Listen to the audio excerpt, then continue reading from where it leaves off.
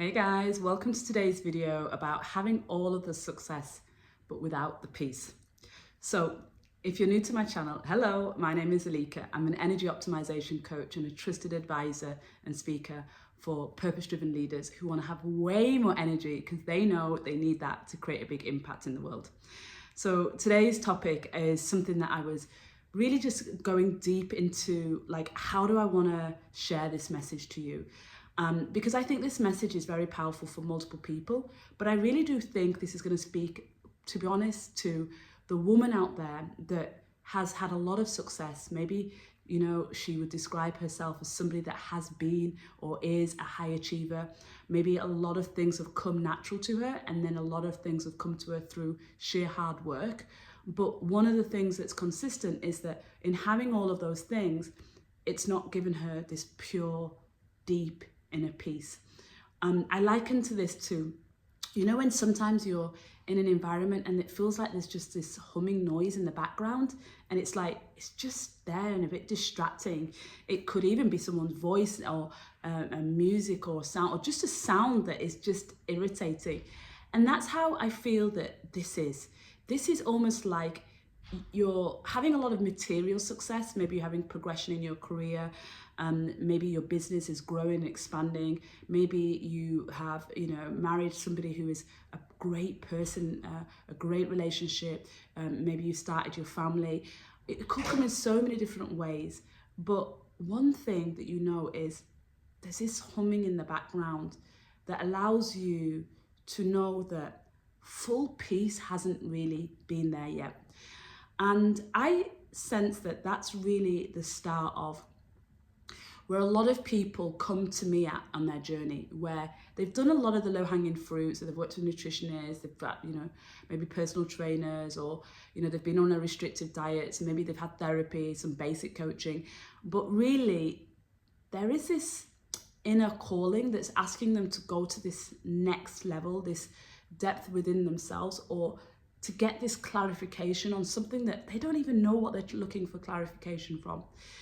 And people around you will be observing your life as something that is amazing, that you've achieved a lot, that they envy you, or they admire you, or they make comment to you a lot, like how, you know, they don't know how you do it, or, oh God, you're so good at that, or you're really confident, or, you know the things that they're saying to you. And yet there is that little niggle inside. So what I find at this point is that this is when most of us will really start now embracing self-care. And, you know, it can come in the obvious forms like the bubble baths, the massage, the pedicures, the manicures, the hair getting done, the upgrade of the makeup, the upgrade to the clothing, the wardrobe, the styling, all of these things. But the truth is, that's not really the depth of self-care. That's like kind of the materialistic version of self-care where, you know, we cream the outer body because that's what we're supposed to do, but we never really nourish the soul. And so, you know, you can be like going to your yoga classes, maybe you can take up Pilates, or, you know, started your meditation practice, maybe started in journaling, and, you know, all good elements of that, you know, beginning phase of the inner work journey. And so what I see in this is that we are really starting to embrace this understanding that we really need to take care of ourselves first. Like, we really need to treat ourselves, give ourselves time, you know, like, you know, take care of us. And so because we are doing those things and we are at the start of that journey, maybe we kind of tick that box that we are doing the thing that needs to be done. Like, we are taking care of ourselves, and therefore we are doing the work, and we are bringing ourselves to that place where we are not just so focused on externally and everybody else, but more focused on us and our inner world. And you get anything like how I did with this, is that you get pretty selfish. Like, so you genuinely are like, if I don't want it, then it's a no. Like, you know, you can get really like dogmatic about things. Like, you have to really catch yourself where you could compromise and you're not. You know what I mean? You're just like, no, that doesn't work for me. I mean, honestly, that's still my favorite phrase. That just doesn't work for me, because it is one of those phrases that allows you to start putting in place the boundaries that you never had. Like, I am a Libra moon, so there is a deep part of me that always wants to have harmony in my relationships. But because I'm an Aries sun, I am like this is my boundaries, this is my queen energy, this is the things that I'm going after, this is the things that I want in my life. And so there's always that battle, like, that I know so many of you face, where you want to do all the things, but you kind of don't want to do it, pissing everybody else off around you, or disturbing the peace. And so, you know, this is what I see a lot of in this stage. This, you know, taking care of ourselves, even to the point sometimes where we're a bit like, okay, no compromises happening, and really, you know, doubling down on that. And so why is the inner peace still not there? And the inner peace is starting to come then, because what's happening is you're starting to carve out spaces in your life where your self-care becomes the priority. Okay? And so that's starting to bring you a lot of joy, a lot of peace. You're obviously starting to enjoy the time that you have with yourself a lot more. You're starting to let go of the guilt, which is tough, to allow yourself to have that time just with yourself. And so it starts to become pleasurable. It starts to become, you know, a lot more peaceful. But the hum, the background noise, that is still there. And what I see here is that we remove a lot of the external things that were keeping us busy, the success, the progression, the building businesses, building families, taking care of families, taking care of friends, family, everybody else. We start replacing that with doing things, but for ourselves. But can you see how we've replaced one doing for another doing? And so this is such a common thing for what I see in the people that I work with, is that we create our self-care to-do list in the same way that we created our external to-do list, but it's still a to-do list. So now it's like the to-do list is like, I've got to get up in the morning, I've got to do my yoga, I've got to do my meditation, I've got to go to this class, I've got to do this, you know, I've got to speak to my coach. And it's like you've just recreated it in a new shape or form. And what is missing? What is missing is when you stop those external things that were keeping you busy and creating the success, because you realize that they're coming at an expense of self, coming at an expense of relationships, coming at expense of your health, well-being, finances, whatever it is. And then you start to replace that with sense of self, taking care of yourself, more nourishment for self. But what you want to do, instead of just replacing all the time, is you want to create this beautiful space. And in that space, you want nothing. You want no podcast playing. You want no YouTube video on personal growth. You want no book that you have to read. You want no yoga class that you have to take. You want no conversation with the friend that you have to go through. No journal. And you just want to have space to just be and to allow what's supposed to happen to happen. The invite that you're supposed to receive because you have a day off with not even self-care planned. You have 1 hour to yourself and you're not going to fill that 1 hour with the book that you have to read, the podcast that you have to listen to. You are literally allowing the divine, the universe, God, whatever you want to call it, to have space to give you something, a message, a contact, a resource, an insight, just time maybe even with your body. Like sometimes now in these times, I just sit with my body, just holding my body and just feeling. And it's like all of this movement of energy happens. And I'm like, wow, you just needed space to be. And so what if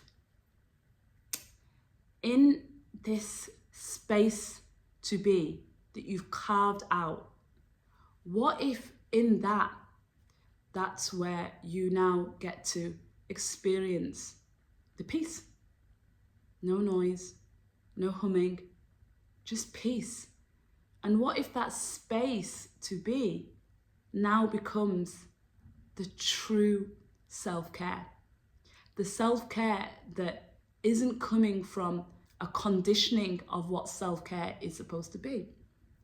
A self-care that isn't judgmental of yourself or others of how self-care is supposed to look like, but a self-care that comes from a deep surrender that whatever is supposed to be in that space can only come if there is space for nothing.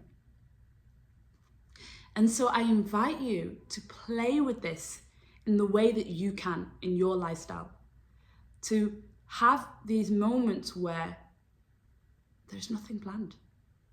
Like literally there is nothing that needs to be done. And notice what comes to you in that. I had one of those moments this morning actually, and it was so funny to receive an invitation in that morning that I wasn't expecting, that gave me a plan for a day that hadn't been planned. And then it was also really interesting to see two people. I was literally sat outside of a cafe, and I noticed a woman just walking and playing with her daughter. And I looked and I just smiled at her. She was about 100 meters away. And before I knew it, next time I looked up, she was walking towards me. And as she walked towards me, I kind of looked down, and I'd been journaling. So I just kind of looked at my journal, then looked back up. And she was like beelining straight towards me. I thought, this is interesting. She's probably seen me smile, and now she feels safe to ask me for directions for something or a recommendation. And she just came to me and she said, hi, Mum, I just wanted to say, you look so beautiful. You seem like such a beautiful person, and you just look so beautiful. And I just looked up at her and I just said, thank you. And I just took a deep breath and I just received it. And I just thought, isn't it so magic? Whatever I was emanating in that space that I allowed myself just to be, whatever frequency she felt from the 100 meters or so away from me, which we know that the heart is so magnetic. The heart is the largest magnetic magnet in the body. The electromagnetic field that it emanates is 3 meters. So the fact that she was 100 meters away, and if you think about it, if I smile at you 100 meters away, you can't necessarily see my smile like so clearly. But what she must have felt in that moment must have been so powerful that she even left her daughter at the waterside where they were playing to walk up into the outside area of the cafe I was in to come and tell me that. And this to me is the magic.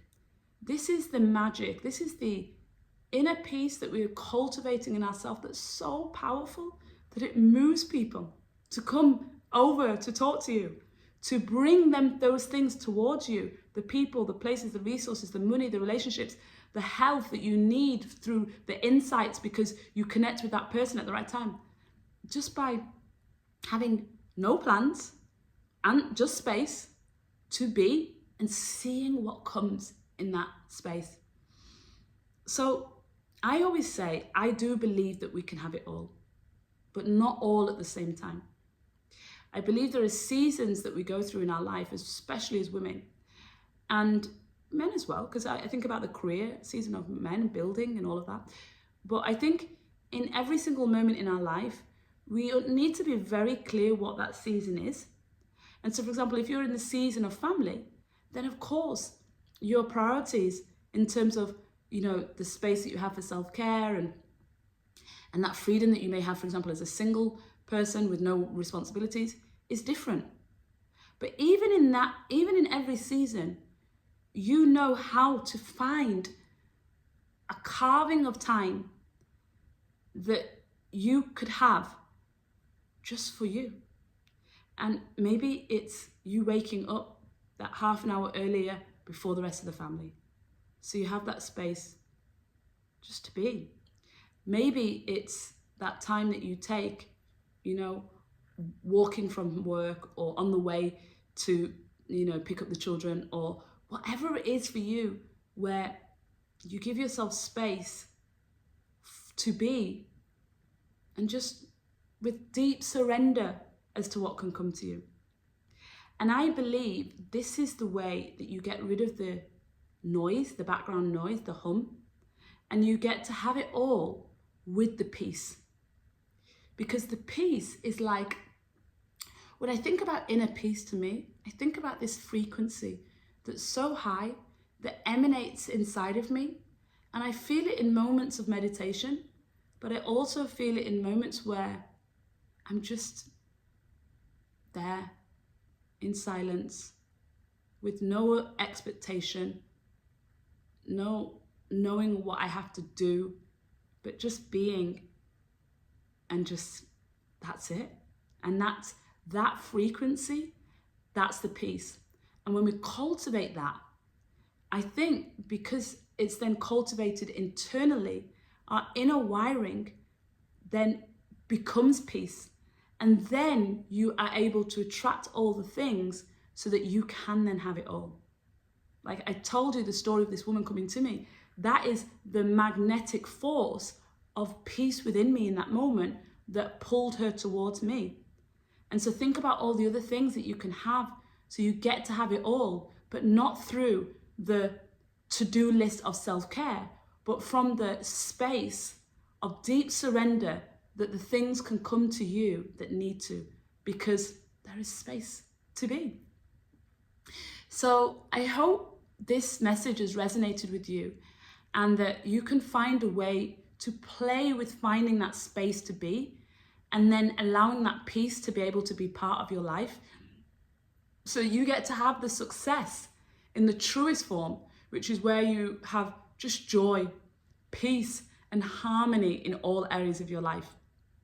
And by cultivating this energy, you get to see what I know that so many of my clients are experiencing, where we get to see that energy is our most valuable currency. And by keeping our frequency high, by cultivating peace, that's when we get to experience all of the things that we desire in our life.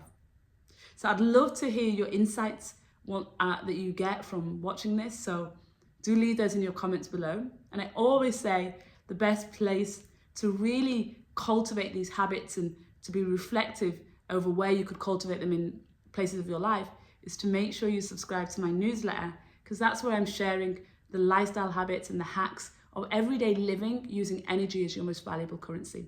So you'll see the link to subscribe to my newsletter in the description box below. And if you haven't already subscribed so that you can be notified of when the next video that I share comes out, then what are you waiting for? And please, if you feel that somebody needs this, share this with them as well. So until the next one, take care.